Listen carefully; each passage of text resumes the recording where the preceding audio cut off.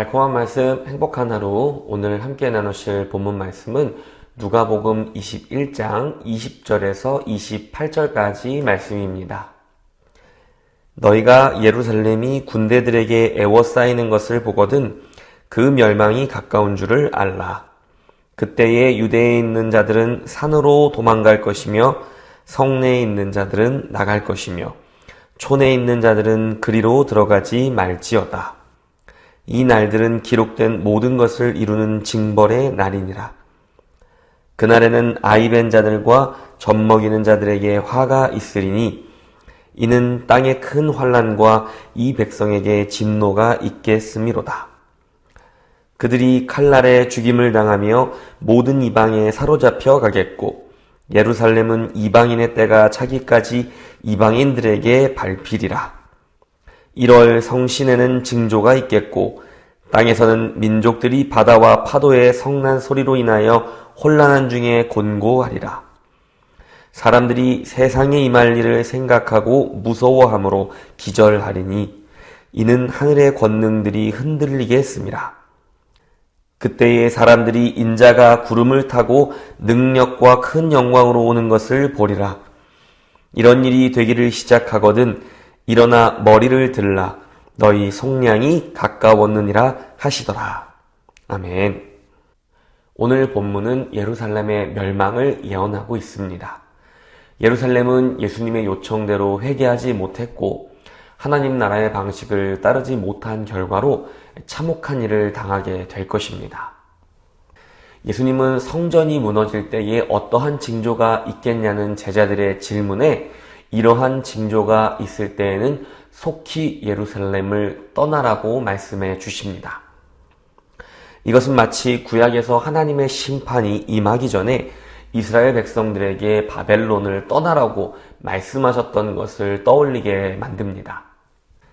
심판의 때에 그곳에서는 감당할 수 없는 참혹한 결과가 기다리고 있습니다. 하나님의 백성은 서둘러서 그곳을 떠나는 것이 좋습니다. 바벨론에서 그랬던 것처럼 이제 곧 예루살렘에서 그 일이 실제로 벌어질 것이기 때문입니다. 25절에 1월 성신의 징조는 곧 해와 달과 별들에 있을 징조를 말하죠. 이것은 이사야 13장 10절에서 바벨론의 멸망을 묘사하면서 하늘의 별과 별무리가 그 빛을 내지 아니하며 해가 돋아도 어두우며 달이 그 빛을 비추지 아니할 것이로다 라고 말한 것을 떠오르게 합니다. 그리고 26절에 하늘의 권능들이 흔들린다 라는 말씀은 하늘의 만상이 사라지고 하늘들의 두루마리 같이 말리되 라며 이사야 34장 4절에서 에돔을 비롯한 여러 나라에 대한 하나님의 심판을 묘사하는 것을 떠올리게 합니다. 해와 달과 별들의 징조, 그리고 하늘의 권능들이 흔들린다라는 것은 하나님의 심판에 천체들이 극적으로 함께하는 것을 묘사하고 있습니다. 그리고 이것은 이 땅의 큰 민족과 왕국이 그만큼 혼란스러운 격변기를 경험하게 된다는 것을 묘사하는 것입니다. 이방 나라들의 멸망을 그렇게 묘사한 것처럼 이제 예루살렘과 그곳의 중심이라고 할 수 있는 성전이 그렇게 파멸될 것이라는 것을 말해주고 있는 것입니다. 이제 본문은 27절에서 그때의 사람들이 인자가 구름을 타고 능력과 큰 영광으로 오는 것을 보리라 하고 말하고 있습니다. 이 말씀은 우리가 잘 아는 것처럼 다니엘서 7장 13절에서 14절의 말씀을 반영하고 있는데요. 그런데 다니엘서에서 이 부분은 인자가 지상으로 내려오는 것을 이야기하는 것이 아니라 권위와 영광을 받기 위해 하나님께로 올라가는 것과 그 결과로 인자의 권위와 왕권이 온 세상에 밝히 드러나는 것을 이야기하는 본문입니다. 즉 예수님의 메시지에 반대하던 예루살렘이 멸망하는 바로 그때에 예수님과 그 백성의 권위와 영광이 밝히 드러나고 인정받게 될 것이다 라는 것을 이야기하는 본문이라는 것을 우리는 알 수 있습니다. 그래서 이 본문은 예수님께서 지상으로 내려와 온 세상을 심판하시는 재림의 때를 예언하고 있다고 보기보다는 주후 70년 이후에 벌어진 예루살렘의 멸망에 대한 예언에 무게를 더 두는 것이 좋습니다. 누가복음 12장과 17절에서 일관되게 재림의 때는 아무 징조 없이 갑자기 임할 것이라고 말하고 있습니다. 아무 징조가 없기 때문에 항상 깨어서 준비해야 한다는 것을 강조하고 있는 것이죠. 우리는 지나치게 종말의 때의 징조를 예상해서 두려워하거나 극단적인 신앙으로 치우쳐서는 안 됩니다. 종말의 때, 재림의 때는 바로 오늘이 될 수도 있고 내일이 될 수도 있으며 먼 미래의 일이 될 수도 있기 때문입니다. 누가복음에서 강조하는 핵심은 그날이 도둑이 오듯 번개가 치듯 언제인지 알 수 없다는 것입니다. 그래서 누가복음이 계속 강조하는 제자의 덕목은 바로 인내하는 믿음인 것입니다. 언제인지 알 수 없기 때문에 인내하는 믿음이 필요한 것입니다. 누가복음은 예수님이 승천하신 지 30에서 40년 이후에 쓰인 것으로 여겨집니다. 누가복음이 쓰여진 당시의 예루살렘의 성도들은 대부분 한 세대 이전에 예수님을 믿은 사람들이고 나이도 많이 들어 있었습니다. 돌아오신다던 예수님을 기다리며 기도하지만 점점 뜨거웠던 기억은 파편만 남고 희미해져 갔습니다. 아무리 강렬한 기억이라 하더라도 3, 40년이 지나면 희미해질 수밖에 없는 것입니다. 그러나 마침내 예루살렘이 무너졌습니다. 한 세대를 대략 40년으로 본다면 예루살렘은 정말로 예수님의 약속대로 한 세대가 지나기 전에 멸망한 것입니다. 우리는 물론 예루살렘의 멸망 사건과 그 사건에 대한 예언을 두고 세상의 종말과 예수님의 재림에 대한 예언으로 확장해서 해석할 수도 있습니다.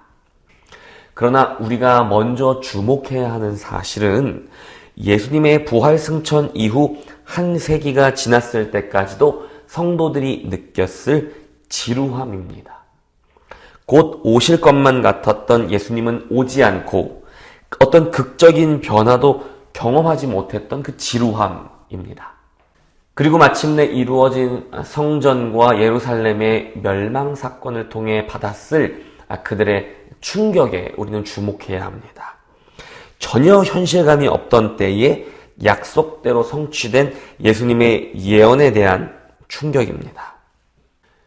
그리고는 그들이 느꼈을 위로를 우리는 주목해야 합니다.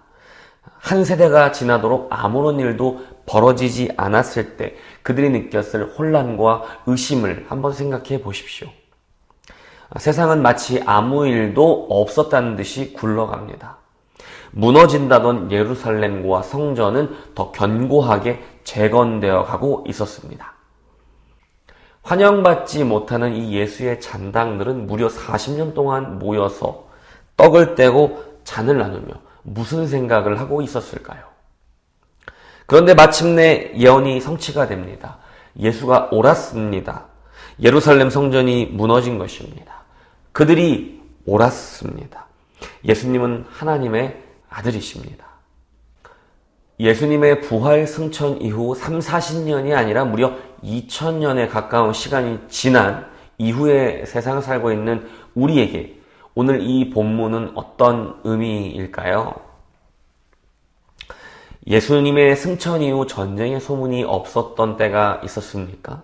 지진과 재난, 해일의 소식이 없었던 때가 있었나요? 또 전 세계적으로 전염병으로 위기에 처한 일이 이번이 과연 처음일까요? 아닙니다. 그런 일은 늘 있어 왔습니다. 그러나 주님의 재림은 아직입니다. 오늘일지 혹은 내일일지 아무도 알 수가 없는 것입니다. 사실상 우리가 늘상 마주하는 것은 징조가 아니라 지루한 현실입니다.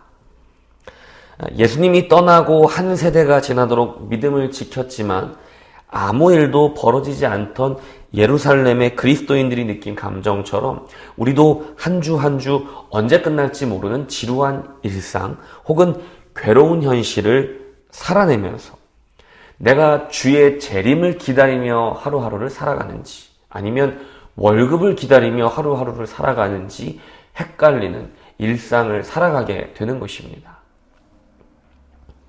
종말의 징조가 선명해지는 것이 아니라 오히려 현실의 무게가 더 선명해지는 것입니다. 예수를 믿는 것은 점점 더 비현실적이고 시대에 뒤떨어진 것으로 여겨집니다. 세상에서 이해하기 어려운 사람 취급을 받고 고지식하고 편협한 존재로 낙인 찍혀가는 일입니다. 기도할 의욕은 사라지고 응답의 확신은 점점 더 희미해져 갑니다. 목사님의 말씀은 막연하게 들리고 오히려 일상에서 마주하는 세상의 문제는 더 선명하고 구체적인 것만 같습니다. 바로 이런 때에 오늘의 말씀은 우리에게 소망의 불씨를 지펴주는 것입니다. 우리는 옳습니다. 우리가 믿는 예수는 옳습니다. 우리가 하는 이 무의미해 보이는 신앙생활이 옳다는 것이 반드시 밝혀질 것입니다. 단지 우리의 옳음만 밝혀지는 것이 아니라 잘못된 편에 서 있는 자들의 결말이 잔혹한 파멸이라는 것 또한 분명해질 것입니다. 예수님은 현실에 대한 우리의 어려움을 무시하시거나 공감하지 못하는 분이 아니십니다. 어렵다는 것을 아시기 때문에 계속해서 우리에게 인내하라고 말씀하시는 것입니다. 돌아오셨을 때 우리가 올바른 편에 서 있기를 바란다고 계속해서 응원하고 계십니다.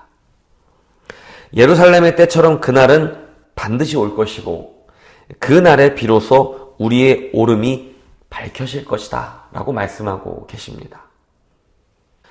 강서침례교회 성도 여러분, 우리가 드리는 매일의 기도와 예배가 막연하게 느껴질 때도 있을 것입니다. 예수님의 인도하심을 따라 순종하는 삶이 현실적으로 너무 어렵기도 할 것입니다.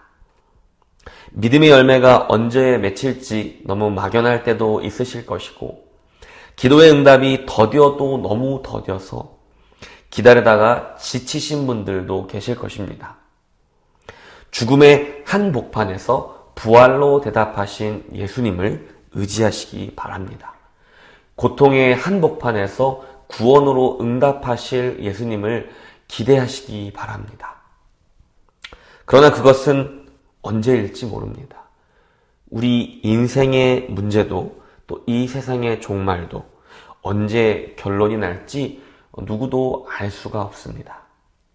그러나 예루살렘이 반드시 무너졌던 것처럼 그날은 반드시 올 것입니다.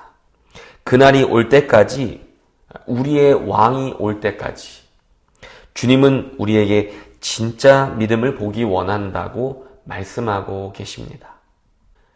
그날을 위한 우리의 수고는 결코 헛되지 않습니다. 우리는 반드시 옳다고 인정받을 것입니다.